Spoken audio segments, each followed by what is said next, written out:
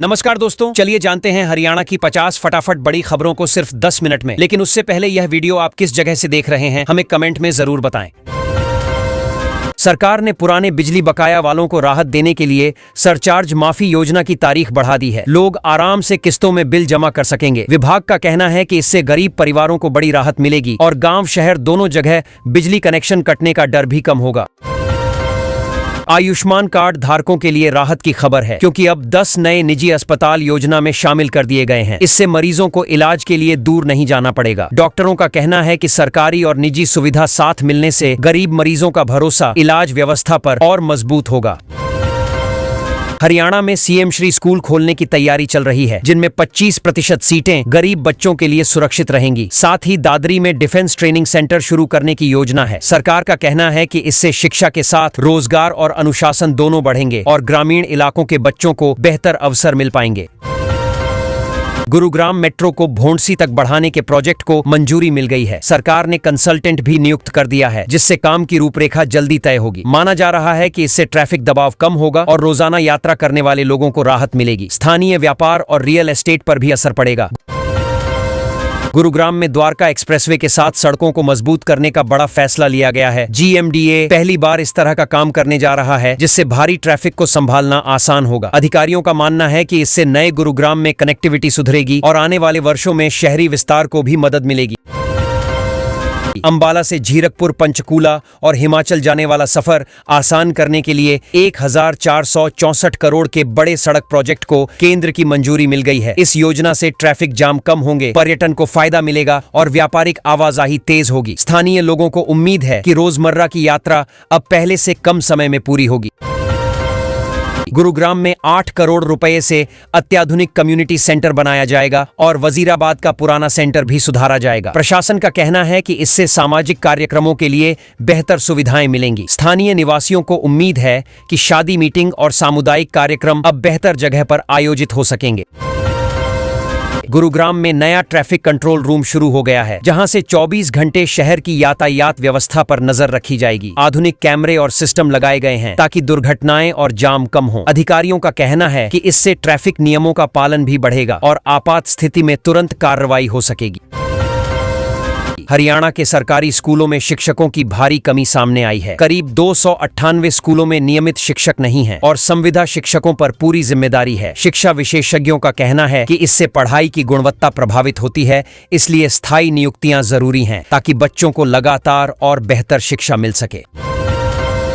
हरियाणा में 12 लाख से ज्यादा बीपीएल राशन कार्ड रद्द होने का मुद्दा विधानसभा में उठा। नेता आदित्य सुरजेवाला ने सरकारी आंकड़ों के आधार पर सवाल किया कि इतने लोगों का नाम क्यों काटा गया। सरकार का कहना है कि पात्रता जांच के बाद कार्रवाई हुई, लेकिन विपक्ष इसे गरीबों के हक पर चोट बता रहा है। भिवानी के ढिगावा जाटान गांव में नकल रोकने के लिए पंचायत खुद परीक्षा केंद्र के बाहर पहरा दे रही है। ग्रामीणों ने तय किया कि बच्चे मेहनत से पास हों, इसलिए बाहरी हस्तक्षेप रोका जाए। इस पहल की काफी चर्चा हो रही है और लोग इसे ईमानदार परीक्षा व्यवस्था की अच्छी मिसाल मान रहे हैं। हरियाणा बोर्ड की परीक्षाओं को लेकर मुख्यमंत्री नायब सैनी ने अधिकारियों को कड़े निर्देश दिए हैं कि फेक न्यूज फैलाने वालों पर सख्त कार्रवाई की जाए। सरकार चाहती है कि परीक्षा शांतिपूर्ण माहौल में हो और छात्रों पर अनावश्यक दबाव न बने। प्रशासन सोशल मीडिया पर भी नजर रख रहा है। इंडियन रेलवेज ने जींद सोनीपत ट्रैक पर देश की पहली हाइड्रोजन ट्रेन का सफल ट्रायल किया है। इसे हरित परिवहन की दिशा में बड़ा कदम माना जा रहा है। अधिकारियों का कहना है कि अगर सब ठीक रहा तो भविष्य में ऐसे और प्रोजेक्ट शुरू होंगे, जिससे प्रदूषण कम करने में मदद मिलेगी। जींद सोनीपत ट्रैक पर हाइड्रोजन ट्रेन के ट्रायल को लेकर लोगों में खास उत्साह देखा गया। इसे नमो ग्रीन रेल नाम दिया गया है। रेलवे का दावा है कि यह तकनीक पर्यावरण के लिए बेहतर है और डीजल पर निर्भरता घटाएगी। अगर परियोजना सफल रही तो भारत में रेल परिवहन की दिशा बदल सकती है। भिवानी में युवाओं के लिए रोजगार के नए अवसर सामने आए हैं, जहां कई कंपनियां जॉब ऑफर लेकर आई हैं। स्थानीय स्तर पर भर्ती होने से युवाओं को बाहर नहीं जाना पड़ेगा। प्रशासन का कहना है कि इससे क्षेत्र में आर्थिक गतिविधियां बढ़ेंगी और परिवारों की आय में भी सुधार होगा। गुरुग्राम, फरीदाबाद और नोएडा को जोड़ने के लिए नमो भारत ट्रेन चलाने की योजना पर काम चल रहा है। मुख्यमंत्री ने सदन में बताया कि इससे एनसीआर की कनेक्टिविटी बेहतर होगी, रोजाना यात्रा करने वाले कर्मचारियों को खास फायदा मिलेगा और सड़क पर वाहनों का दबाव भी कम हो सकता है। भूपिंदर सिंह हुड्डा को एजेल जमीन मामले में हाई कोर्ट से राहत मिली है और आरोप तय करने का आदेश रद्द कर दिया गया। उनके समर्थक इसे न्याय की जीत बता रहे हैं, जबकि विरोधी पक्ष कह रहा है कि कानूनी प्रक्रिया आगे भी जारी रह सकती है। मामला पहले से राजनीतिक बहस का हिस्सा रहा है। चंडीगढ़ में मनरेगा मुद्दे को लेकर हरियाणा कांग्रेस ने प्रदर्शन किया। पार्टी का आरोप है कि केंद्र सरकार मजदूरों के अधिकार कमजोर कर रही है। प्रदर्शनकारियों ने कहा कि ग्रामीण रोजगार योजना गरीब परिवारों की जीवन रेखा है, इसीलिए इसके बजट और कामकाज में कटौती नहीं होनी चाहिए। बल्लभगढ़ में प्रशासन ने कार्रवाई करते हुए 44 अवैध होटल और गेस्ट हाउस सील कर दिए। जांच में कई जगह नियमों का उल्लंघन पाया गया। अधिकारियों का कहना है कि सुरक्षा और वैधानिक व्यवस्था बनाए रखने के लिए यह कदम जरूरी था। आगे भी ऐसे निरीक्षण जारी रहेंगे। यमुनानगर में आवारा कुत्तों ने बाड़े में बंधे बछड़े को मार डाला, जिससे ग्रामीणों में डर फैल गया है। लोगों ने प्रशासन से पशु सुरक्षा और आवारा कुत्तों पर नियंत्रण की मांग की है। पशुपालकों का कहना है कि अगर जल्द कदम नहीं उठे तो नुकसान और बढ़ सकता है। यमुनानगर में कर्ज के जाल में फंसी एक महिला ने सुनार पर आरोप लगाया कि उसने ब्याज के नाम पर जेवर और मोबाइल हड़प लिए। खाली कागजों पर दस्तखत भी करवाए गए। मामला पुलिस तक पहुंच गया है और जांच शुरू हो चुकी है ताकि ठगी के आरोपों की सच्चाई सामने आ सके। एक युवक ने गर्लफ्रेंड से बदला लेने के लिए कंपनी को बम से उड़ाने की फर्जी धमकी भेज दी ताकि उसका इंटरव्यू रुक जाए। पुलिस ने जांच के बाद आरोपी को पकड़ लिया। अधिकारियों ने कहा कि ऐसी हरकतें गंभीर अपराध हैं और इससे सुरक्षा एजेंसियों का समय भी बर्बाद होता है। पत्नी और साले के नाम पर कंपनी बनाकर 590 करोड़ रुपए के गबन का मामला सामने आया है। जांच एजेंसियों का कहना है कि फर्जी खातों और दस्तावेजों के जरिए ठगी की गई। पुलिस ने कई लोगों को गिरफ्तार किया है और बाकी नेटवर्क की तलाश जारी। पंचकूला में बैंक से जुड़े 590 करोड़ के घोटाले में पूर्व कर्मचारी समेत 4 लोगों को गिरफ्तार किया गया है। आरोप है कि सरकारी धन में सेंध लगाई गई। पुलिस मामले की परतें खोल रही है और यह जानने की कोशिश हो रही है कि नेटवर्क कितना बड़ा था। IDFC फर्स्ट बैंक से जुड़े 580 करोड़ रुपए के फ्रॉड मामले में मास्टरमाइंड समेत 4 आरोपी पकड़े गए हैं। आज अदालत में पेशी होनी है। जांच एजेंसियों का कहना है कि वित्तीय अपराधों पर सख्ती जरूरी है ताकि लोगों का बैंकिंग सिस्टम पर भरोसा बना रहे। IPS अधिकारी वाई पूरण कुमार की बेटी को सरकारी नौकरी देने पर हरियाणा सरकार ने सहमति जताई है। सदन में यह बात रखी गई और आवेदन का इंतजार है। विपक्ष इस पर सवाल उठा रहा है, जबकि सरकार इसे मानवीय आधार पर लिया गया फैसला बता रही है। झज्जर में फरवरी के अंत में ही तापमान 33 डिग्री पार पहुंच गया, जिससे लोगों को समय से पहले गर्मी का एहसास होने लगा है। मौसम विशेषज्ञों का कहना है कि जलवायु बदलाव के कारण मौसम चक्र प्रभावित हो रहा है और आगे भी ऐसे उतार चढ़ाव देखने को मिल सकते हैं। विधानसभा में शिक्षा विभाग के आंकड़ों पर विवाद हो गया। जब प्रधानाचार्यों की पदोन्नति से जुड़े डाटा पर विधायकों ने सवाल उठाए, मंत्री ने मामले की समीक्षा के लिए बैठक बुला ली है। माना जा रहा है कि विभागीय पारदर्शिता और भर्ती प्रक्रिया पर अब ज्यादा ध्यान दिया जाएगा। फरीदाबाद में स्टंट करते समय थार कार खाई में गिर गई, जिसमें एक किशोर की जान चली गई। पुलिस ने वाहन मालिक के बेटे पर केस दर्ज किया है। प्रशासन ने लोगों से अपील की है कि सड़क पर स्टंट करना खतरनाक है और इससे दूसरों की जान भी जोखिम में पड़ती है। असम चुनाव में हरियाणा के 24 नेताओं को जिम्मेदारी दी गई है। प्रदेश भाजपा अध्यक्ष मोहन लाल बड़ौली ने उन्हें अलग अलग क्षेत्रों में प्रचार का काम सौंपा। पार्टी का मानना है कि अनुभवी नेताओं की भागीदारी से चुनावी रणनीति मजबूत होगी और संगठन को राष्ट्रीय स्तर पर लाभ मिलेगा। गिरते जल स्तर को बचाने के लिए अटल भूजल योजना के तहत 1000 नए रिचार्ज शाफ्ट बनाने का काम शुरू हो गया है। अधिकारियों का कहना है कि इससे आने वाले वर्षों में पानी की किल्लत कम होगी और किसानों को सिंचाई में सहूलियत मिलेगी। गांवों में लोगों से भी जल संरक्षण की अपील की जा रही है। पशुपालकों के लिए खुशखबरी है, क्योंकि सरकार ने 1 लाख दुधारू पशुओं को पशु बीमा योजना में शामिल करने का लक्ष्य रखा है। इससे बीमारी या हादसे में किसानों को नुकसान नहीं उठाना पड़ेगा। ग्रामीणों का कहना है कि अब पशुपालन करना पहले से ज्यादा सुरक्षित और भरोसेमंद लगने लगा है।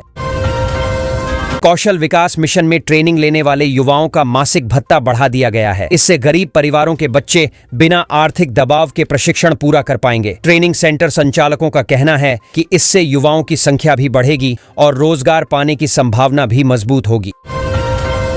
सरकार ने ड्रोन से नैनो यूरिया छिड़काव योजना शुरू की है, जिसमें किसानों को 50% सब्सिडी मिलेगी। इससे लागत घटेगी और फसल पर दवा भी समान रूप से पड़ेगी। कृषि अधिकारी बता रहे हैं कि नई तकनीक अपनाने से उत्पादन बढ़ेगा और किसानों की मेहनत भी कम होगी। मेरी फसल मेरा ब्यौरा पोर्टल दोबारा खोला गया है ताकि जिन किसानों का पंजीकरण छूट गया था वे अब फसल विवरण दर्ज करा सकें। विभाग का कहना है कि इससे मुआवजा और सरकारी लाभ सही किसानों तक पहुंच पाएंगे और भविष्य में भुगतान में कोई दिक्कत नहीं आएगी। गांवों के विकास कार्यों को तेज करने के लिए नया ग्राम दर्शन पोर्टल लॉन्च हुआ है। अब ग्रामीण सीधे सड़क, पानी या अन्य जरूरतें ऑनलाइन दर्ज कर सकेंगे। अधिकारियों का कहना है कि इससे पंचायत और सरकार के बीच दूरी घटेगी और योजनाओं का काम जमीन पर जल्दी दिखेगा। महिलाओं की सुरक्षा के लिए दुर्गा शक्ति ऐप का नया संस्करण जारी हुआ है। अब लोकेशन ट्रैकिंग और भी सटीक होगी और पुलिस तुरंत मदद पहुंचा सकेगी। अधिकारियों का कहना है कि छात्राओं और कामकाजी महिलाओं को इससे आत्मविश्वास मिलेगा और आपात स्थिति में तुरंत सहायता मिल पाएगी।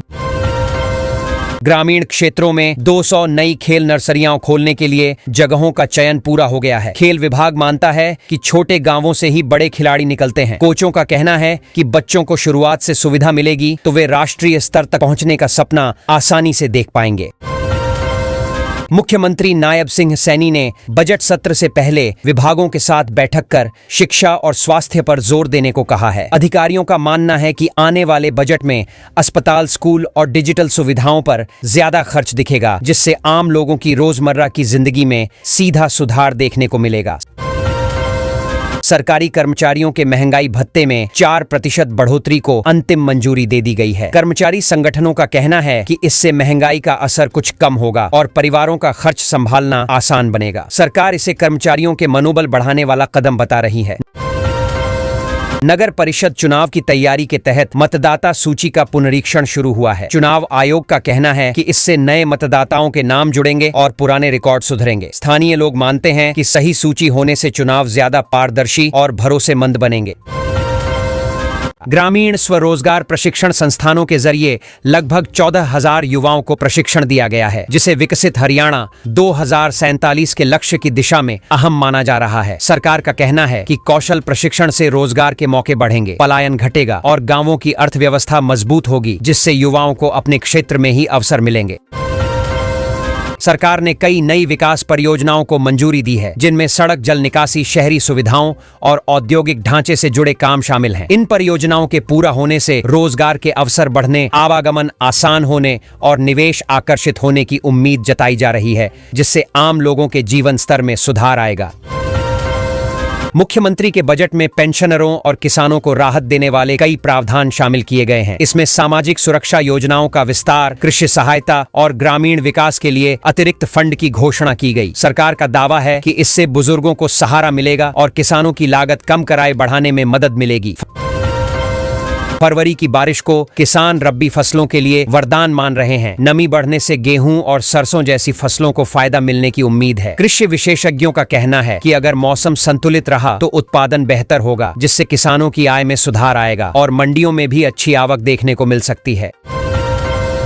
सोनीपत में नई औद्योगिक इकाई शुरू करने की तैयारी से रोजगार की उम्मीद जगी है। बताया जा रहा है कि मारुति सुजुकी की नई यूनिट से स्थानीय युवाओं को नौकरी मिलेगी, छोटे व्यापार भी बढ़ेंगे और क्षेत्र का औद्योगिक विकास तेज होगा। लोग इसे क्षेत्र की अर्थव्यवस्था के लिए सकारात्मक संकेत मान रहे हैं। दिल्ली जयपुर हाईवे पर जल भराव की समस्या खत्म करने के लिए करीब 2.1 किलोमीटर लंबी ड्रेन और नई सड़क बनाने को मंजूरी दी गई है। इससे बारिश में ट्रैफिक जाम कम होगा और सफर सुरक्षित बनेगा। स्थानीय लोगों का कहना है कि यह काम समय पर पूरा हुआ तो लंबे समय से चली आ रही परेशानी खत्म हो जाएगी। रेड क्रॉस सोसाइटी के लिए अलग भवन बनाने की योजना पर काम तेज हुआ है। वाइस चेयरमैन ने राज्यपाल को पत्र लिखकर जमीन उपलब्ध कराने का आग्रह किया है। उनका कहना है कि भवन बनने से राहत कार्यों, रक्तदान और आपदा सहायता कार्यक्रमों को बेहतर ढंग से संचालित किया जा सकेगा, जिससे जरूरतमंद लोगों को समय पर मदद मिलेगी। हरियाणा में मौसम तेजी से बदल रहा है। सुबह धुंध और ठंडी हवा का असर दिखता है, जबकि दोपहर में हल्की गर्मी महसूस हो रही है। मौसम विभाग का कहना है कि यह बदलाव फसलों के लिए फिलहाल सामान्य है, लेकिन किसानों को सलाह दी गई है कि वे सिंचाई और दवाओं का उपयोग मौसम देखकर करें। होली से पहले ट्रेनों में भारी भीड़ देखी जा रही है। गुरुग्राम से गुजरने वाली कई ट्रेनों में वेटिंग 200 के पार पहुंच गई है, जिससे घर जाने वालों को परेशानी हो रही है। रेलवे अधिकारियों का कहना है कि अतिरिक्त कोच लगाने और विशेष ट्रेनों पर विचार किया जा रहा है, ताकि यात्रियों को राहत मिल सके।